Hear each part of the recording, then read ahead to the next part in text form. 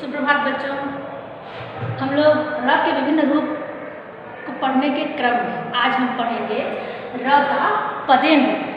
इसके पहले वाली वीडियो में हम लोगों ने र का सामान्य रूप, साधारण रूप पढ़ा था और र का रेफ रूप भी पढ़ा था कि र का रेफ रूप क्या होता है और उसकी स्थिति क्या है, उसको प्रयोग कैसे करते हैं और उसका वर्ण विच्छेद हम कैसे करते हैं। अर्थात र का जो रेफ रूप है वो अरहित होता है, असहित नहीं होता है। ये हम लोगों ने पिछले वीडियो में समझ लिया था। आज के वीडियो में हम लोग र का पदेन रूप पढ़ेंगे। तो र के 4 रूपों में से 2 हमने पढ़ा था, 2 अभी पढ़ेंगे। तो चलिए देखते हैं कि र का पदेन रूप क्या होता है। र पढ़ते समय हम लोग र के रूपों के बारे में पढ़ते हैं। मैंने आपको पिछले वीडियो में बताया था कि जब र का रूप होता है, इसके 4 रूपों में से बहुत सारे बच्चे सामान्य रूप तो जानते हैं और सारे र के रूपों के बारे में नहीं जानते। वो प्रयोग तो करते हैं लेकिन वो क्लियर नहीं होते कि ये र का ही रूप है और इसकी स्थिति क्या है, ये भी जानते हैं कि र की स्थिति क्या है। ये देखते हैं। देखिए, र के पदेन रूप को हम लोगों ने 2 भागों में बांटा है। ठीक है, र का 2 पदेन रूप होता है। एक पद जो पाई वाले व्यंजन वर्ण होते हैं। पाई वाले व्यंजन वर्ण मतलब क्या? प, क, ढ ऐसे जो व्यंजन वर्ण होते हैं उन लोगों को च, ग ये सारे व्यंजन वर्णों में जब र का रूप लगता है तो उसे हम र का पदेन रूप कहते हैं। और जो गोलाकार वर्ण होते हैं जैसे ट, ड्र, यहाँ पे ट, ड्र और इस तरह के जो रूप होते हैं जैसे ट्रक, ट्रेन, ड्रम, राष्ट्रीय, ये जो रूप होते हैं वो गोलाकार रूप होते हैं, या इनको हम सिंपल भाषा में बिना पाई वाले व्यंजन भी बोलते हैं। जैसे क, ग, प, ह, इन सबको हम लोग पाई वाले व्यंजन, च, क, इन सबको हम लोग पाई वाले व्यंजन बोलते हैं। लेकिन ट, ड, ठ इन सबको हम लोग गोलाकार व्यंजन बोलते हैं। तो पाई वाले व्यंजनों के साथ लगने वाले र के रूप को भी हम लोग पदेन रूप ही कहते हैं और गोलाकार व्यंजनों वाले या बिना पाई वाले व्यंजनों वाले वर्ण के साथ लगने वाले व्यंजन वर्णों के साथ लगने वाले र के रूप को भी हम लोग पदेन रूप ही कहते हैं। पदेन का क्या अर्थ है? मतलब पद में पैरों में लगने वाला, पैरों में पड़ा रहने वाला र का रूप। वैसा रूप अभी हमने पढ़ा पिछले वीडियो में सिर पर सवार होने वाला, शीश पर सवार था, है ना। अब 2 रूप ऐसा पढ़ेंगे जो पैरों में गिरा रहता है, पदेन रूप होता है। ठीक है, अब वो कैसे? देखिए, हम लोग मान लीजिए लिखते हैं, मैंने लिखा यहाँ पे प्रकाश, प्रकाश। तो यहाँ पे जो ये रूप है प, ये र का रूप है। ठीक है, और ये र का पदेन रूप है। इसको हम लोग र का पदेन रूप पढ़ते हैं। शीर्ष वाले र के रूप को हम लोग र का रेफ रूप पढ़ा था हम लोगों ने, अभी हम लोग र का पदेन रूप पढ़ रहे हैं। तो र के पदेन रूप में हम लोग पढ़ रहे हैं पाई वाले व्यंजन वर्णों में लगने वाले र के रूप। तो देखिए, प्रकाश का अगर मैं वर्ण विच्छेद करूँ तो कैसे करूँ? अगर प्रकाश का उच्चारण किया जाए, अगर धीरे धीरे उच्चारण करें तो क्या करेंगे? और प्रकाश, प के बाद तुरंत र का उच्चारण हो जाता है, प्रकाश, प्रकाश, है ना। प के बाद तुरंत र का उच्चारण हो गया, प्रकाश। तो इसी तरह हम लोग देते हैं इसका वर्ण विच्छेद करके। सबसे पहले हम प लिखेंगे, ये आधा प यहाँ पे, ध्यान देंगे यहाँ पे प जो है वो स्वर रहित है, स्वर सहित नहीं है। जो यहाँ पे र है, मतलब ये र का जो रूप है वो स्वर सहित है, पूरा है। र का रूप जो है वो पूरा है। अब यहाँ पे देखिए, इसमें क हलंत प्लस आ प्लस लिखते हैं प्लस तालाब जैसा हलंत प्लस आ, ऐसे हम लोग प्रकाश का वर्ण विच्छेद करेंगे। आप लोग एक बार, मैं इसको नीचे फिर से लिख देती हूँ। देखिए, क हलंत प्लस र हलंत प्लस आ तालाब जैसा हलंत प्लस अ। अब देखिए, यहाँ पे प हलंत मतलब प जो है यहाँ पे, वो प यहाँ पे अरहित है, असहित नहीं है। मतलब यहाँ स्वर वर्ण पे नहीं मिला है। किसमें स्वर वर्ण मिला है? र में, यानी यानी कि यहाँ र जो है, र का जो रूप है, जो पदेन रूप है, उसमें अ मतलब स्वर ध्वनि मिली होती है। ठीक है। अब तालाब्य स हलन प्लस अ प्रकाश हुआ। आपने देखा कि उच्चारण करते समय भी प का जो उच्चारण है वो आधा हुआ, र का उच्चारण पूरा हुआ। यहाँ पर वर्ण विच्छेद करते समय भी प रहित है और र असहित है, अर्थात यहाँ र में स्वर ध्वनि मिली हुई है, स में भी स्वर ध्वनि मिली हुई है, लेकिन प में स्वर ध्वनि नहीं मिली हुई है। इसी तरह हम एक और दूसरा उदाहरण लेते हैं। ग्रह। अब इसका हम लोग वर्ण विच्छेद कैसे करेंगे, आप सबको पता ही है। यहाँ जो ग है, चूंकि ये पदेन रूप है, याद करेंगे कि ये वाला र का रूप और ये वाला र का रूप, ये पदेन रूप होता है। और पदेन रूप जो होता है उसमें अ जो ध्वनि है, अस्वर है, वो ऑलरेडी मिला होता है, मतलब वो स्वर सहित होता है। तो स्वर जब उसमें मिला रहेगा, इसका अर्थ कि उसका रूप जो है वो भारी हो जाएगा, वजन आ जाएगा उसमें, क्योंकि उसको स्वर की सहायता मिल रही है, स्वर की मदद मिल रही है, तो वो ताकतवर हो गया है, वो वजनी हो गया है।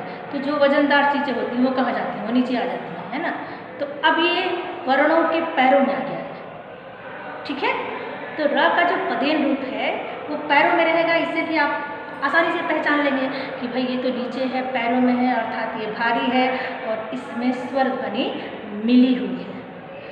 जो हल्का चीज़ है, जो हल्की है, वो ऊपर चला गया, सिर पे सवार हो गया, अर्थात उस पर अध्वनि नहीं मिली हुई है, वो वजनी नहीं है ना, उसको स्वर की सहायता नहीं मिल रही है।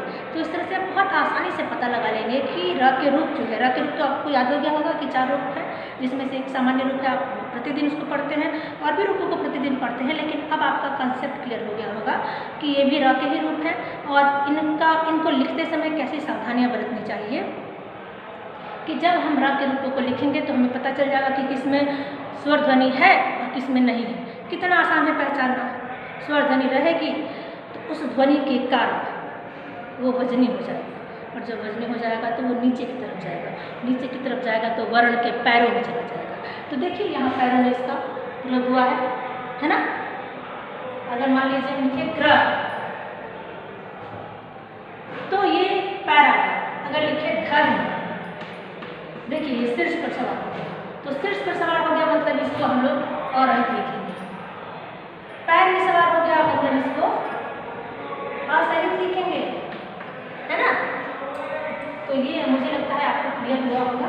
और हम लोग देख लेते हैं कि ग्रह का जो है उसका वर्ण विच्छेद कैसे करेंगे। आधा ग प्लस र हलन प्लस अ, चूंकि इसमें अ स्वर मिला हुआ है, प्लस ह हलन प्लस अ।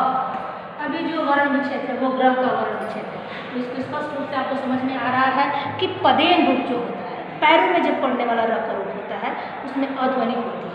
जो माथे पर चढ़ने वाला र का रूप होता है, अर्थात जो रेफ होता है, उसमें अध्वनि नहीं होती है। कारण भी आप लोगों को समझ में आ गया। अगर आप इजी वे में इसको याद करना चाहें, इसको समझना चाहें तो ये आपको समझ में आएगा। चलिए हम लोग देखते हैं, ये आपने अभी देखा पाई वाले व्यंजन वर्णों में र का रूप। अभी हम देखेंगे गोलाकार व्यंजन वर्णों में या बिना पाई वाले व्यंजन वर्णों में र का रूप। मान लीजिए हमने लिखा ट्रक, ठीक है। इसका हम वर्ण विच्छेद कैसे करेंगे? तो आपको ऑलरेडी पता है कि ये पैर में लगा है, प्रकाश में भी पैरों में गिरा है, र पैरों में है, यहाँ भी पैरों में है, लेकिन वहाँ पे धर्म में से माथे पर सवार हो जाएगा, माथे पर सवार हो जाएगा, हल्का हो जाएगा, अर्थात उसमें अ ध्वनि नहीं है, स्वर ध्वनि है ही नहीं, लेकिन पैर में गिर गया अर्थात वो भारी है, वजनी है, अर्थात इसमें स्वर ध्वनि है। क्लियर? अब आपको वर्ण विच्छेद करने में कोई परेशानी ही नहीं होगी, कोई कठिनाई ही नहीं होगी, आप आराम से वर्ण विच्छेद कर लेंगे, क्योंकि आपको पता है कि यहाँ पे र जो है वो पूरा है, अ के साथ है। तो जब र पूरा है तो उसके साथ मिलने वाला जो व्यंजन वर्ण वो आधा होगा, है ना। अगर प्रकाश में र पूरा है तो प आधा है, अगर ट्रक में र पूरा है तो ट आधा है। तो आप देखिए, आप अगर वर्ण विच्छेद करते हैं तो कितनी आसानी से आप वर्ण विच्छेद कर पाएंगे। देखिए, तो आधा का मतलब हलंत लगा हुआ है। अब इसमें र पूरा लिखेंगे, र हलंत प्लस अ, तब न र पूरा होगा, और फिर क हलंत प्लस अ। देखिए ये वर्ण विच्छेद है। तो इसी तरह से ट्रक, इसी तरह से ट्रेन, राष्ट्रीय, ठीक है ना। तो यहाँ पे राष्ट्रीय यह अगर होगा तो राष्ट्रीय का हम लोग वर्ण विच्छेद अगर करेंगे तो यहाँ पे ट्री में ट हलंत रहेगा, ट आधा है, र पूरा है और बड़ी की मात्रा उसमें मिली है। समझ बात आ गई। चलिए हम लोग एक बार उसको देख लेते हैं, उसका वर्ण विच्छेद करके। मान लीजिए मैंने लिखा यहाँ राष्ट्रीय, ठीक है। कैसे इसका वर्ण विच्छेद करेंगे? यहाँ र का सामान्य रूप है, र का सामान्य रूप है जो हम लोगों ने पहले पिछले वीडियो में पढ़ा था। र के सामान्य रूप में आ मिला हुआ है, क्योंकि पता ही है कि र के सामान्य रूप में स्वर ध्वनि मिली रहेगी तभी वो पूरा होगा। तो र हलंत में आ मिला हुआ है, प्लस मूर्धन्य शब्द आधा है। देखिए यहाँ पे, अब यहाँ पे आता है जो र की ध्वनि वाला स्वर है, र के रूप वाला जो व्यंजन वर्ण है वो कितना है। तो आप सबको पता ही है कि र के रूप वाला जो व्यंजन वर्ण यहाँ ट है, चूँकि आप इसमें र पूरा है, क्योंकि ये पैरों में गिरा हुआ है, भारी है, वजनी हो गया है, स्वर की मात्रा मिली हुई है, इसलिए पैरों में है, नीचे है, तो इसका व्यंजन वर्ण आता होगा। ये क्लियर हो? तो व्यंजन वर्ण इसमें क्या है? इसमें व्यंजन वर्ण ट, तो ट हलंत होगा, है ना, अगर आधा होगा तो। फिर इसमें र पूरा होगा, र पूरा होगा, तो र में बड़ी की मात्रा मिली हुई है, तो इसमें जब बड़ी की मात्रा मिलेगी तो ये हो गया री, ट्री, री हो गया। और अब इसमें देखिए फिर य यहाँ पूरा लिखा हुआ है, अर्थात ये य हलंत और अ तभी ये पूरा हुआ है। लिखेंगे य हलंत प्लस अ, ठीक है। अब बच्चों मुझे लगता है कि र के रूपों से आप परिचित हो गए होंगे भली भांति। र के रूप क्या है ये आपको अच्छे से समझ में आ गया होगा। उसके बाद सामान्य रूप क्या है, रेफ का रूप क्या है। रेफ के रूप में अ होता है कि नहीं होता है, मतलब नहीं होता है, क्योंकि ये सिर्फ पे सवार है, ये ऊपर उठ गया है, हल्का है, ये आपने जान लिया। फिर पदेन रूप भी आपने जान लिया, पैरों में गिरा हुआ है, भारी है, वजनी है, अर्थात इसमें स्वर की ध्वनि है और इसके साथ मिलने वाले व्यंजन वर्ण आते हैं। ये आपको समझ में आ गया होगा। ये उदाहरण के माध्यम से भी मैंने आप सबको समझाने का प्रयास किया। आशा करती हूँ कि र के विभिन्न रूपों से आप भली भांति परिचित हो गए होंगे और अब र के रूप को पहचानने में आपसे कोई गलती नहीं होनी चाहिए। चलिए आज की वीडियो में इतना ही। अगले वीडियो में हम लोग एक और नए टॉपिक के साथ मिलेंगे, उसको पढ़ेंगे। तब तक के लिए